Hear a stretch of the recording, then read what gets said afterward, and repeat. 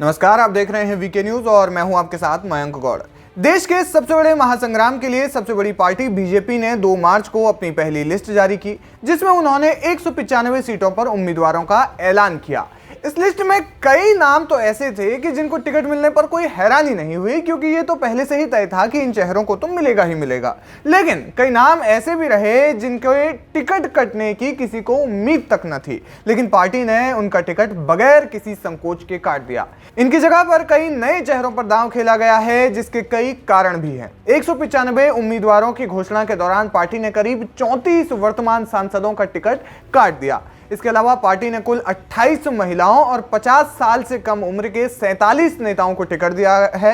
यानी जाहिर है कि बीजेपी बुजुर्ग नेताओं को छोड़कर देश के नौजवानों और युवा वोटर्स को साधना चाहती है। इसके अलावा पार्टी ने 27 अनुसूचित जाति और 18 अनुसूचित जनजाति के लोगों को उम्मीदवार बनाया है। वहीं 57 उम्मीदवार ओबीसी से हैं। टिकट बंटवारे में युवा वर्ग, महिला वर्ग और जातियों पर भी फोकस रखा गया है। कुल मिलाकर हर एक उम्र के वोटर को साधने का प्लान बीजेपी ने बनाया है, जो इस पहली लिस्ट से ही दिखता है। लेकिन सवाल यह है कि बीजेपी ने जिन बड़े चेहरों का टिकट काटा है, उन्होंने ऐसा क्या किया था और इसके पीछे टिकट कटने की क्या वजह है। इस लिस्ट में सबसे चर्चित नाम रहा साध्वी प्रज्ञा ठाकुर का, जिनका भोपाल से टिकट काट दिया गया है और उनकी जगह पर आलोक शर्मा को टिकट दिया गया है। साध्वी प्रज्ञा के टिकट को काटने के पीछे कारण है उनके विवादित बयान, जो अक्सर सुर्खियों में रहते हैं। जिसका एक उदाहरण है कि कर्नाटक में हिंदू जागरण की एक सभा में उन्होंने कहा था कि लव जिहाद वालों को लव जिहाद जैसा ही उत्तर दो, अपने घर में हथियार रखो, कुछ नहीं तो सब्जी काटने वाला चाकू तेज रखो, पता नहीं कब कैसे हालात में सामने आ जाए। इसके अलावा भी उनके कई विवादित बयान वायरल होते रहते हैं। इसके अलावा एक बड़ा नाम है रमेश बिधूड़ी का, जो दक्षिणी दिल्ली से सांसद हैं। उनकी जगह पर अब रामवीर सिंह बिधूड़ी को टिकट दिया गया है। उन्होंने सदन में बसपा सांसद दानिश अली पर बीच सदन में जिस तरह टिप्पणी की थी, वो सर्वविदित है। जाहिर है कि बीजेपी मुस्लिम वोटर्स को नाराज नहीं करना चाहती थी, जिनका सबक उन्होंने रमेश बिधूड़ी का टिकट काटकर उन्हें सिखाया है। बता दें कि न सिर्फ भाजपा बल्कि आरएसएस भी लंबे समय से मुस्लिमों तक अपना संदेश पहुंचाने की कोशिश कर रहा है। प्रधानमंत्री नरेंद्र मोदी खुद पार्टी की कई बैठकों में कह चुके हैं कि हमें सबके पास पहुंचना है।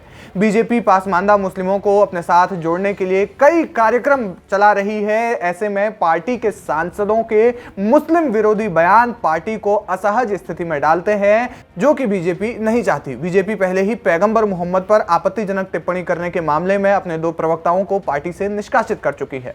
इसके अलावा बीजेपी की कद्दावर रही दिवंगत नेत्री सुषमा स्वराज की बेटी बांसुरी स्वराज को नई दिल्ली से टिकट दिया गया है। मीनाक्षी लेखी का टिकट काट दिया गया है। इसके अलावा पार्टी ने पूर्व स्वास्थ्य मंत्री डॉक्टर हर्षवर्धन की जगह confederation of all India traders के सचिव प्रवीण खंडेलवाल पर दांव आजमाया है। भाजपा ने विदिशा से सांसद रमाकांत भार्गव को हटाकर मध्य प्रदेश के पूर्व मुख्यमंत्री शिवराज सिंह चौहान को इस सीट से अपना उम्मीदवार बनाया है। माना जा रहा है कि शिवराज सिंह चौहान को उनकी जीत के बाद केंद्र में अहम जिम्मेदारी मिलेगी। इसके अलावा पश्चिम बंगाल की आसनसोल लोकसभा सीट से मशहूर भोजपुरी सिंगर और एक्टर पवन सिंह को टिकट दिया गया है, जिनके सामने टीएमसी के मौजूदा सांसद और एक्टर शत्रुघ्न सिन्हा होंगे।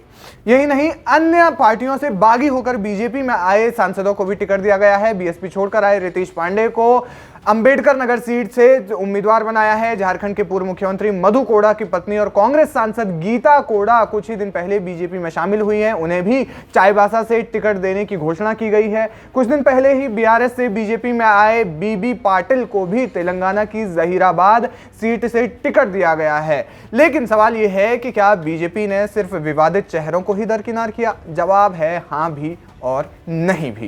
ये बात सच है कि विवादित टिप्पणी करने वाले सांसदों को सजा मिली है, क्योंकि बीजेपी उनके बयानों की वजह से बार बार असहज महसूस कर रही थी। लेकिन यह भी बात सच है कि 5 सालों के काम और सांसदों की लोकप्रियता के आधार पर भी उनके टिकट कटे हैं। उनकी जगह पर पब्लिक रिव्यू और कामकाज को देखते हुए कौन सा नाम सबसे ज्यादा उछलकर आया है, उन्हें टिकट दिया गया है। यानी कि विकास भी और साथ ही साथ पार्टी की छवि जो बनाने की कोशिश कर रहे हैं, उन्हें टिकट दिया गया है। जाहिर है कि बीजेपी में लंबे समय से जो काम कर रहे कार्यकर्ता है, उन्हें बीजेपी अनदेखा नहीं करना चाहती।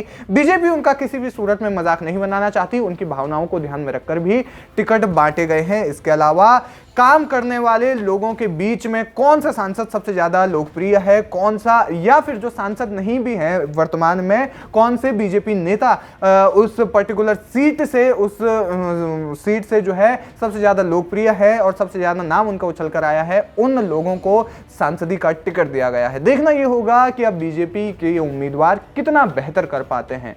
फिलहाल ये खबर आपको कैसी लगी, हमें कमेंट सेक्शन में जाकर जरूर बताएं। वीके न्यूज, राष्ट्र के नाम।